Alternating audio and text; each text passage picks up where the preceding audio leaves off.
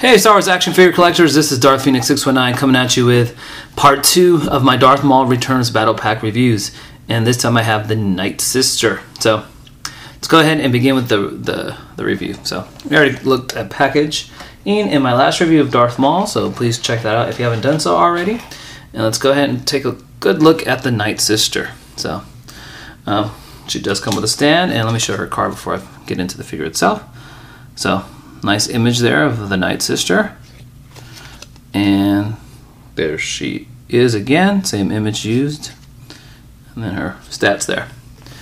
So right now I just have it holder needing some little accessory that I got from one of my Marvel Universe to kind of give that effect of magic. Wish I had a green one of these, but I don't, but oh well. As for accessories, let's show this off, but there she is. Get a lightsaber here, which has nice hilt, which is a repaint with some gold trim on there. I think I'm going to be, maybe I can give this to Darth Maul, not displaying with the lightsaber because they don't really use lightsabers.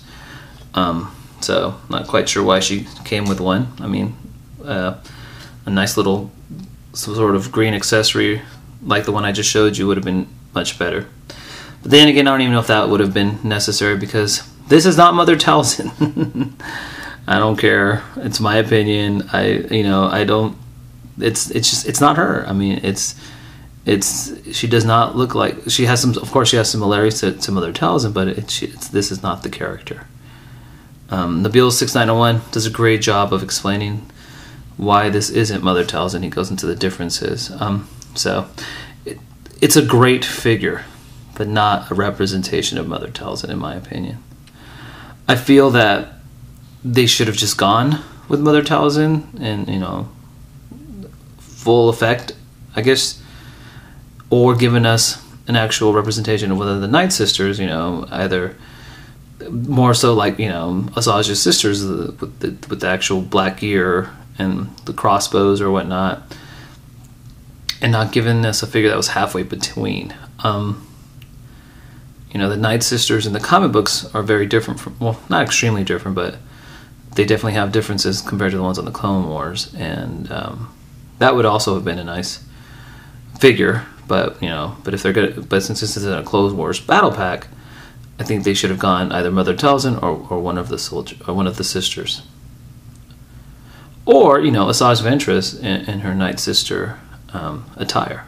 That would have been awesome. I mean, I'm a big Asajj Ventress fan, so maybe I'm a little biased, but that would have been great too. But nonetheless, it's a great figure. It's a good-looking figure. It's really sculpted. It's great. It has some nice sculpt, great detail. I was reading, forget which website it was, that this figure was probably a figure that was probably going to be released in a comic pack because it's so realistic, and the detail and the attention put into it is very different from a Clone Wars figure. They said the face had more of a comic book feel to it, and there was concept art for Nightsisters done for the movies. Of course, the Nightsisters appeared in the comic books, so they were. I was reading that this reviewer on this website, I forget which one it was, may have been Galactic Hunter, stated that this may have been a figure that was planned to be released a couple years ago. It was kind of scrapped, and now they're kind of using that mold for this figure. So it kind of made sense to me. But as you can see, amazing sculpt, great face, just painted on very well. You got the braids there, which has been braided with the red thread. The dress itself, it's great. It's a soft plastic, nicely sculpted. Just looks really good.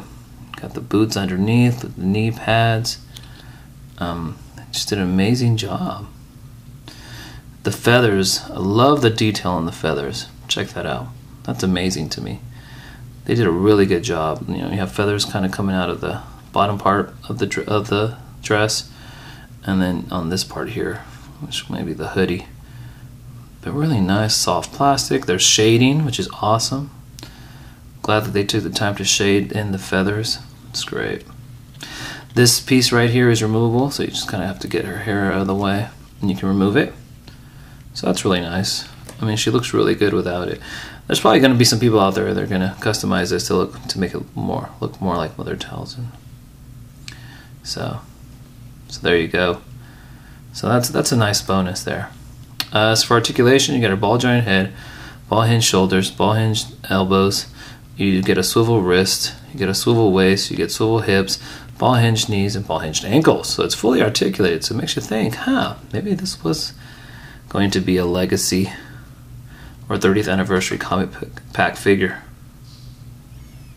Okay, so you know, I'm going to be displaying her with this accessory on but without the lightsaber. So maybe I can find another one of these with one of my Marvel Universe figures. I don't know, or maybe find a green one or something loose. But we'll see. Either way, she's a great figure. She's definitely, the figure itself as a Nightsister is wonderful.